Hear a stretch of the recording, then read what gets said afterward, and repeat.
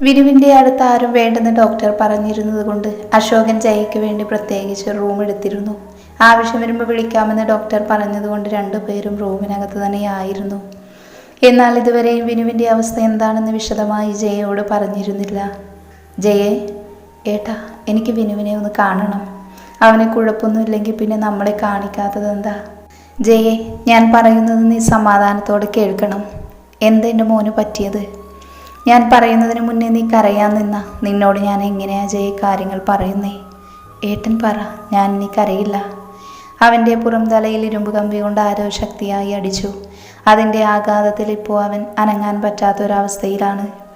എന്നും അങ്ങനെ കിടക്കുമെന്നല്ല, കുറച്ച് താമസമെടുക്കും അവനൊന്ന് നേരെയായി വരാൻ. അതുവരെ നമ്മൾ ക്ഷമയോടെ കാത്തിരുന്നേ മതിയാകൂ. അയ്യോ, എന്നാലും എൻ്റെ മോനി അവസ്ഥ വന്നല്ലോ ഈശ്വര. അവർ നെഞ്ചിൽ കൈവച്ച് വിളിച്ചുപോയി. നീ കരയല്ലേ? അയാൾ അവരെ ചേർത്ത് പിടിച്ചു. പിന്നെ ഡോക്ടർ പ്രത്യേകം പറഞ്ഞു, അവൻ്റെ മുന്നിൽ വെച്ച് കരയാനോ സങ്കടപ്പെടാനോ പാടില്ലെന്ന്. ഇല്ലേട്ടാ, ഞാൻ കരയില്ല. എൻ്റെ മോനെ എനിക്ക് തിരിച്ചു വേണം. അവൻ വരും ജയി, നമ്മുടെ മോനായി, പഴയ വിനുവായി തന്നെ അവൻ തിരിച്ചു വരും. ബാമമോൾ ഇതറിയുമ്പോൾ ജയ ആശങ്കയോട് ചോദിച്ചു. ഞാൻ സിസ്റ്ററിനെ രാവിലെ വിളിച്ച് കാര്യങ്ങളെല്ലാം പറഞ്ഞു. പിന്നെ ചെറിയൊരു സന്തോഷ വാർത്ത കൂടി അവർ പറഞ്ഞു. എന്താണെന്നറിയാനായി ജയ അശോകിൻ്റെ മുഖത്തേക്ക് നോക്കി. ആ സന്തോഷ വാർത്ത ഞാൻ പറഞ്ഞാൽ മതിയോ അമ്മ? പരിചിതമായ ശബ്ദം കേട്ട് അതറിയാനായി അവർ രണ്ടുപേരും ഒരുപോലെ തിരിഞ്ഞു നോക്കി. ബാമമോള്? രണ്ടുപേരും ഒരുമിച്ച് പറഞ്ഞു. മോളെ. ജയ ഓടിച്ചെന്ന് ബാമയെ കെട്ടിപ്പിടിച്ചു. അമ്മേ, സങ്കടപ്പെടല്ലേ. വിനുവേട്ടൻ തിരിച്ചു വരും, ഞാൻ കൊണ്ടുവരും. അവർ ബാമയുടെ സംസാരം കേട്ട് സംശയത്തോടെ എല്ലാവരെയും തിരിഞ്ഞു നോക്കി. സംശയിക്കേണ്ട ജയെ, ഇത് നിന്റെ പഴയ ബാമമോള് തന്നെയാണ്. ഞാൻ പറഞ്ഞ സന്തോഷ വാർത്ത ഇതാണ്. ഈ സന്തോഷം പങ്കിടാൻ വിനു നമ്മുടെ കൂടെ ഇല്ലല്ലോ മോളെ. ജയ ബാമയെ കെട്ടിപ്പിടിച്ച് പൊട്ടിക്കരഞ്ഞു. അത് കണ്ട് അവിടെ നിന്ന് എല്ലാവർക്കും സങ്കടമായി. എല്ലാവരുടെയും കണ്ണിൽ നിന്ന് കണ്ണുനീരിറ്റു വീണു. എന്നാൽ ബാമയുടെ കണ്ണിൽ നിന്നും ഒരു തുള്ളി കണ്ണുനീര് പുറത്തേക്ക് വന്നില്ല. അച്ഛാ, എനിക്ക് വിനുവേട്ടനെ ഒന്ന് കാണണം. അതിനെന്താ, മോള് വാ. അയാൾ ബാമയെയും കൊണ്ട് വിനുവിൻ്റെ റൂമിലേക്ക് പോയി. മോള് പോയി കണ്ടിട്ടു വാ, ഞാൻ പുറത്തു നിൽക്കാം. അതിനകത്ത് ഒരാളെ കയറ്റു. വിനുവിൻ്റെ റൂമിനടുത്തെത്തിയാലും അശോകൻ പറഞ്ഞു. ബാമൊന്ന് തലയാട്ടി റൂമിനകത്തേക്ക് കയറി. കുറേ വയറുകൾക്ക് നടുവിൽ കിടക്കുന്ന വിനുവിനെ കണ്ടപ്പോൾ അവളുടെ നെഞ്ചൊന്നാളി. ആ നെഞ്ചിലേക്ക് വീണൊന്ന് പൊട്ടിക്കരയണമെന്ന് തോന്നി. ഇവിടെ ഞാൻ തളർന്നാൽ പിന്നെ എല്ലാവരും തകരും. പിടിച്ചു നിൽക്കണം, മറ്റുള്ളവർക്ക് വേണ്ടി, എൻ്റെ മക്കൾക്ക് വേണ്ടി. അവൾ മനസ്സിലുറപ്പിച്ചു വിനുവിൻ്റെ അടുത്തേക്ക് നടന്നു. അവൻ്റെ അടുത്തെത്തിയതും അവൾ ആ കൈയിലേക്കൊന്ന് തൊട്ടു. അവൾ അവനടുത്തേക്കായി ബെഡിലിരുന്നു. വിനുവേട്ട, അവൾ സങ്കടം കടിച്ചമർത്തി വിളിച്ചു. വിനുവേട്ട, ഞാൻ മടങ്ങി വന്നിരിക്കുക. ഏട്ടൻ്റെ പഴയ ബാമയായി. ഞാൻ വന്നപ്പോൾ ഏട്ടനെ അവസ്ഥയിൽ കാണേണ്ടി വന്നല്ലോ. അവളുടെ ഉള്ളം തേങ്ങി. അവൾ അവൻ്റെ കൈയെടുത്ത് വയറിലേക്ക് വെച്ചു. ഏട്ടൻ്റെ മക്കൾ, അവർ അച്ഛൻ്റെ ആദ്യ സ്പർശനം അറിയട്ടെ. ആ ജീവൻ്റെ തുടിപ്പ് അവൻ്റെ കയ്യിലേക്ക് അറിഞ്ഞതുപോലെ അവൻ്റെ ഇരുകണ്ണുകളും നിറഞ്ഞൊഴുകി. പെട്ടെന്ന് ഗ്രീഷ്മയുടെ വാക്കുകൾ അവളുടെ മനസ്സിലേക്ക് ഓടി വന്നു. വിനുവിന് അവൻ്റെ ചുറ്റും നടക്കുന്നതറിയാൻ കഴിയുമെങ്കിൽ വളരെ വേഗത്തിൽ തന്നെ അവൻ ജീവിതത്തിലേക്ക് മടങ്ങി വരും. അതെ വിനുവേട്ടൻ, എല്ലാം അറിയുന്നുണ്ട്. അതിൻ്റെ സൂചനയാണ് ഈ കണ്ണുനീര്. അവളുടെ മുഖത്ത് ആശ്വാസത്തിൻ്റെ നിഴലുകൾ വീണു. എനിക്കറിയാം വിനുവേട്ട, നിങ്ങൾ നമ്മുടെ മക്കളുടെ അടുത്തേക്ക് തന്നെ മടങ്ങി വരുമെന്ന്. ഞാൻ കണ്ടുപിടിക്കും എൻ്റെ ഏട്ടൻ എന്താണ് സംഭവിച്ചതെന്ന്. ബാമ കുറച്ചു നേരം കൂടെ വിനുവിൻ്റെ അടുത്തിരുന്നു. ഇനിയും അവിടെ ഇരുന്ന് കരഞ്ഞു പോകുമെന്ന് തോന്നിയപ്പോൾ അവൾ മനസ്സിൽ എന്തൊക്കെയോ ഉറപ്പിച്ച് പുറത്തേക്കിറങ്ങി. മോളെ. ബാമ പുറത്തേക്കിറങ്ങിയതും അശോകൻ അവൾക്കടുത്തേക്ക് വന്നു. ഏട്ടൻ പെട്ടെന്ന് തന്നെ തിരിച്ചു വരും അച്ഛാ. അച്ഛാ? എന്താ മോളെ? അച്ഛൻ എനിക്കൊരു സഹായം കൂടെ ചെയ്യണം. അലീനാമ്മയുടെ കയ്യിൽ നിന്ന് എന്നെ ചികിത്സിച്ച വൈദ്യൻ്റെ നമ്പറും ആ നമ്പർ വാങ്ങി വിളിക്കണം. വൈദ്യൻ എവിടെയാണെങ്കിലും ഇങ്ങോട്ട് കൊണ്ടുവരണം. എനിക്ക് നല്ല വിശ്വാസമുണ്ട് ആ വൈദ്യൻ വിനുവേട്ടനെ തിരികെ കൊണ്ടുവരുമെന്ന്. ഞാൻ വിളിക്കാം മോളെ. അച്ഛാ, പിന്നെ ഒരു കാര്യം കൂടെ, നമുക്കൊന്ന് സ്കൂൾ വരെ പോകണം. അതിനെന്താ മോളെ? പോലീസ് അന്വേഷിക്കുന്നുണ്ട്. അവിടം വരെ പോകേണ്ട കാര്യമുണ്ട് അച്ഛാ. അവിടെ ചെല്ലുമ്പോൾ അച്ഛന് കാര്യം മനസ്സിലാകും. എന്ന് നമുക്ക് നാളെ പോകാം മോളെ. ഇവിടെ ഇനി വിനുവേട്ടനെ കിടത്തിയിട്ട് പ്രത്യേകിച്ച് കാര്യമൊന്നുമില്ലല്ലോ അച്ഛാ. നമുക്ക് ഡിസ്ചാർജ് വാങ്ങി വീട്ടിൽ കൊണ്ടുപോകാം. വീട്ടിൽ കൊണ്ടുപോയി ഞാൻ നോക്കാം എൻ്റെ ഏട്ടനെ. ബാമത്രയും പറഞ്ഞു തിരിഞ്ഞ് ജയയുടെ റൂമിലേക്ക് പോയി. നടന്നു പോകുന്ന ബാമയെ അയാൾ അത്ഭുതത്തോടെ നോക്കി. വീട്ടിൽ വന്ന അന്ന് മുതൽ ഒരു മിണ്ടാപൂച്ചയായിരുന്നു. എന്തെങ്കിലും ചോദിച്ചാൽ അതിനുള്ള മറുപടി മാത്രം. എന്നാലിപ്പോൾ ഇങ്ങോട്ട് തന്നെ ഓരോ കാര്യങ്ങൾ പറഞ്ഞ് ഏൽപ്പിക്കുന്നു. ഇവൾക്കിങ്ങനെ മാറ്റം വരുമെങ്കിൽ എൻ്റെ മോനും പെട്ടെന്ന് തന്നെ നേരെയാകും. അയാളൊന്ന് നിശ്വസിച്ച് ഡോക്ടറിൻ്റെ റൂമിലേക്ക് പോയി. ഡോക്ടറിനെ കണ്ട് ഡിസ്ചാർജ് എഴുതി വാങ്ങി അയാൾ റൂമിലേക്ക് ചെന്നു. ഡിസ്ചാർജ് ആയിട്ടുണ്ട്, വിനുവിനെ വീട്ടിലേക്ക് കൊണ്ടുപോകാം, അയാൾ എല്ലാവരോടുമായി പറഞ്ഞു. പിന്നെ എല്ലാം പെട്ടെന്ന് തന്നെ നടന്നു. ആംബുലൻസിൽ വിനുവിനെ വീട്ടിലേക്ക് കൊണ്ടുപോയി. താഴെയുള്ളൊരു റൂം വിനുവിന് വേണ്ടി റെഡിയാക്കി അവനെ അവിടെ കിടത്തി. ബാമയ്ക്കും അവിടെ തന്നെ ഒരു ബെഡ് റെഡിയാക്കി കൊടുത്തു. സുധ ബാമയുടെ കൂടെ അവിടെ നിൽക്കാൻ തീരുമാനിച്ചു. അലീന സിസ്റ്റർ പിറ്റേന്ന് രാവിലെ മടങ്ങിപ്പോയി. അശോകൻ സിസ്റ്ററിൻ്റെ കയ്യിൽ നിന്നും നമ്പർ വാങ്ങി വൈദ്യനെ വിളിച്ചു. 2 ദിവസത്തിനകം വൈദ്യൻ എത്താമെന്ന് വാക്ക് കൊടുത്തു. രാവിലെ തന്നെ ബാമ വിനുവിൻ്റെ ശരീരമെല്ലാം തുടച്ച് വൃത്തിയാക്കി. അവൻ്റെ കാര്യങ്ങളെല്ലാം അവൾ തന്നെ ചെയ്തു. അച്ഛൻ ചെയ്യാമെന്ന് പറഞ്ഞിട്ടും അവൾ സമ്മതിച്ചില്ല. 10 മണി കഴിഞ്ഞതും അശോകനോടൊപ്പം ബാമ സ്കൂളിലേക്ക് പോയി. അവൾ നേരെ പ്രിൻസിയുടെ റൂമിലേക്കാണ് പോയത്. ആരായത്? ബാമയോ? വരണം. ബാമയെ കണ്ടതും പ്രിൻസിപ്പൽ ഗംഗാധരൻ അകത്തേക്ക് ക്ഷണിച്ചു. അശോകനും ബാമയും അകത്തേക്ക് കയറി ചെയറിലേക്കിരുന്നു. അയാൾ അശോകനെയും ബാമയെയും വന്ന കാര്യം എന്താണെന്ന് അറിയാനായി മാറി മാറി നോക്കി. സർ, അന്വേഷണമൊക്കെ എന്തായി?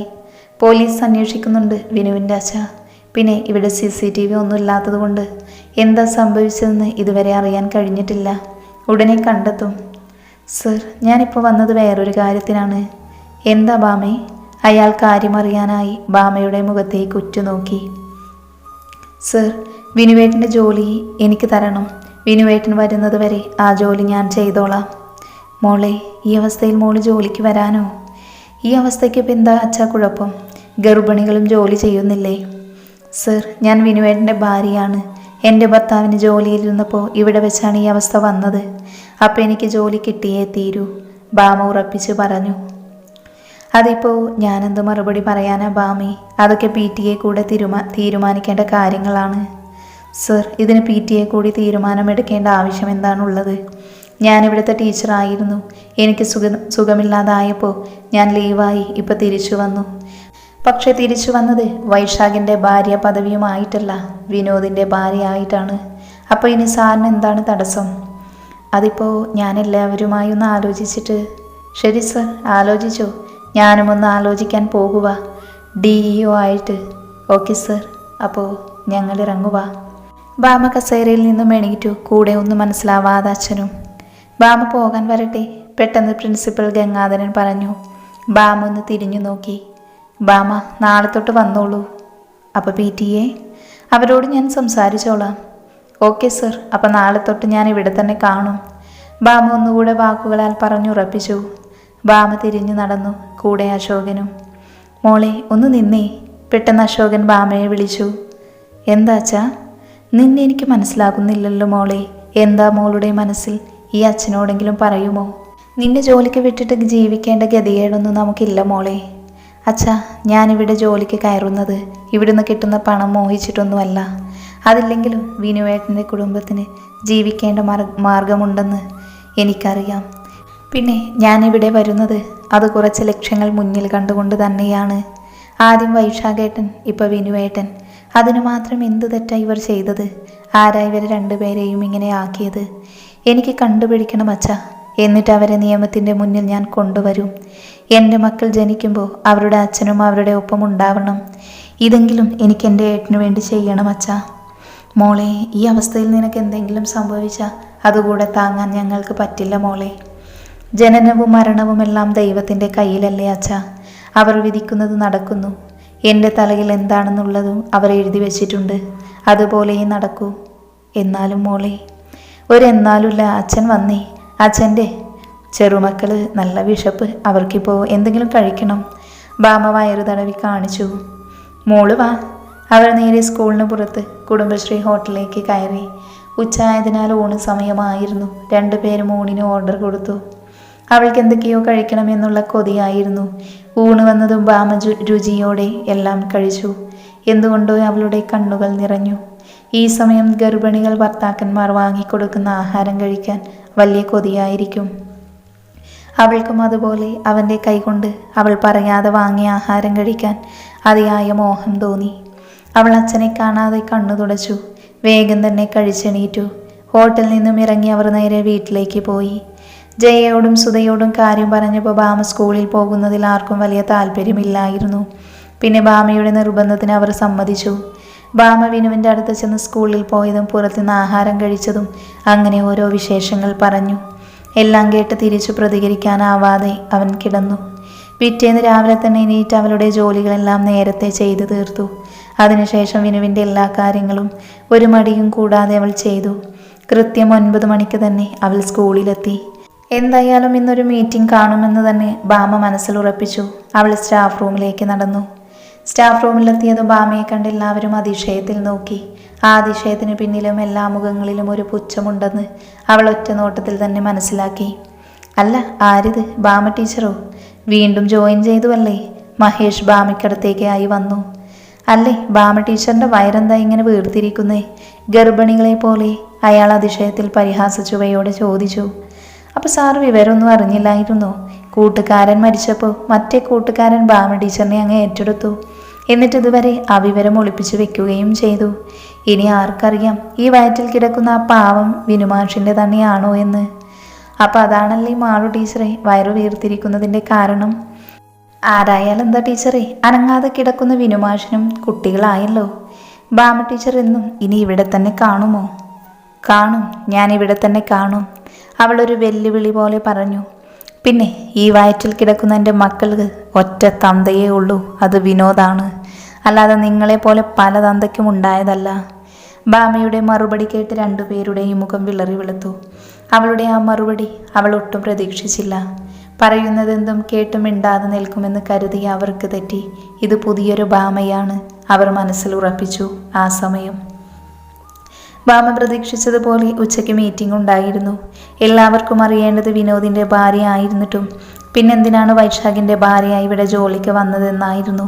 അതിനവൾക്ക് ഒറ്റ ഉത്തരമേ ഉണ്ടായിരുന്നുള്ളൂ. ഞാൻ വിനോദിൻ്റെ ഭാര്യയാണ്. അദ്ദേഹം എന്ത് പറയുന്നു അത് എനിക്ക് അനുസരിച്ചേ കഴിയൂ. പിന്നെ ഇതിനെപ്പറ്റി എന്തെങ്കിലും സംശയം നിങ്ങൾക്കുണ്ടെങ്കിൽ എൻ്റെ ഭർത്താവ് തിരിച്ചു വരും.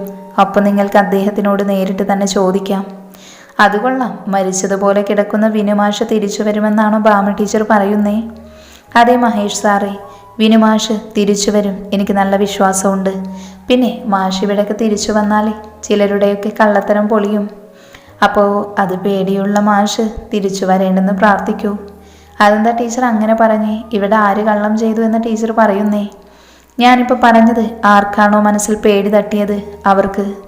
പിന്നെ ഞാനൊരു കാര്യം പറയാം, ഈ ഇരിക്കുന്ന 17 ടീച്ചേഴ്സും ഒരു ഹെഡ് മാസ്റ്ററും പിന്നെ PTA അംഗങ്ങളും ഇതിലിരിക്കുന്ന ഒരാൾ കള്ളനാണ്.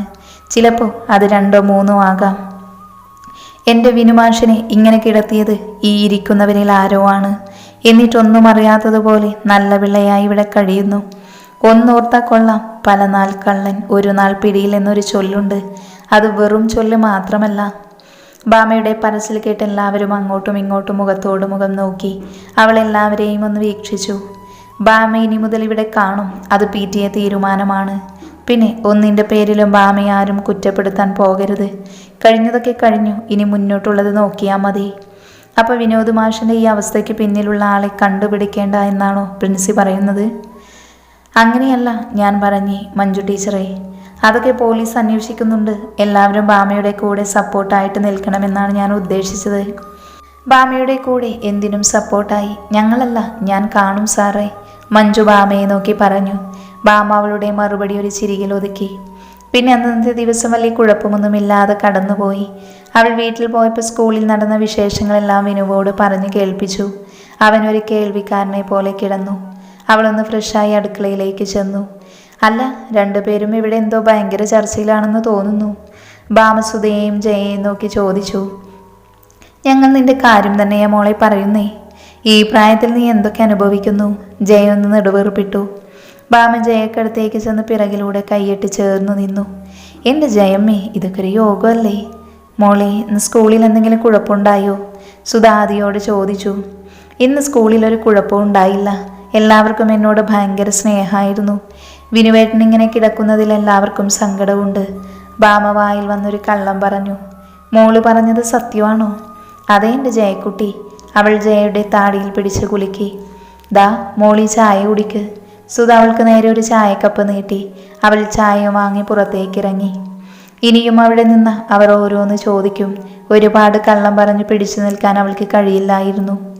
മോളെ, അശോകന്റെ വിളി കേട്ട് അവൾ ഒന്ന് തിരിഞ്ഞു നോക്കി. ആഹാ, അച്ഛനായിരുന്നോ? എന്താ അച്ഛാ? മോൾ അവരോട് പറഞ്ഞതൊക്കെ ഞാൻ കേട്ടു. അതവർ വിശ്വസിക്കും, പക്ഷെ ഞാൻ വിശ്വസിക്കില്ല. അതെനിക്കറിയാം അച്ഛാ.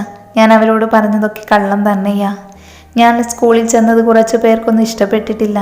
പിന്നെ കുറച്ച് കുറ്റപ്പെടുത്തലും കേൾക്കേണ്ടി വന്നു. എന്തിനാ മോളെ വെറുതെ ഈ സമയത്ത് മനസ്സിൽ സങ്കടം വരുത്തി വെക്കുന്നത്? ഇതൊക്കെ പ്രതീക്ഷിച്ച് തന്നെയാ അച്ഛാ ഞാൻ അവിടേക്ക് ചെന്നത്. അതൊന്നും കേട്ടാൽ എനിക്ക് സങ്കടം വരില്ല അച്ഛാ. എന്നാലും മോളെ. ഒരെന്നാലും ഇല്ല. അച്ഛൻ വന്നേ കുറച്ച് ദിവസമായി. കൃഷിയും മീനും ഒക്കെ കണ്ടിട്ട് നമുക്ക് എല്ലായിടവും ഒന്ന് കറങ്ങിയിട്ട് വരാം. അവൾ അത് പറഞ്ഞ് കൃഷിയിടത്തിലേക്ക് നടന്നു. കൂടെ അശോകനും ചെന്നു. അച്ഛാ, നമുക്കൊരു വീൽ ചെയർ വാങ്ങണം. ഏട്ടന് അതിലിരുത്തി ഇവിടെയെല്ലാം കൊണ്ടുവരണം. അത് വേണോ? അവൻ അതിലിരിക്കാൻ പറ്റുമോ? വേണോ അച്ഛാ? പിടിച്ചിരുത്താൻ നമ്മളില്ലേ? കുറച്ച് കാറ്റും വെളിച്ചവും എല്ലാം ഒന്ന് കൊള്ളട്ടെ. മോളെ, നാളെ വൈദ്യൻ വരുമെന്ന് പറഞ്ഞിട്ടുണ്ട്. പിന്നെ കുറച്ച് ദിവസം ഇവിടെ കാണുമെന്ന് പറഞ്ഞു. വൈദ്യന് വേണ്ട എല്ലാ കാര്യവും ഒരുക്കി കൊടുക്കണം.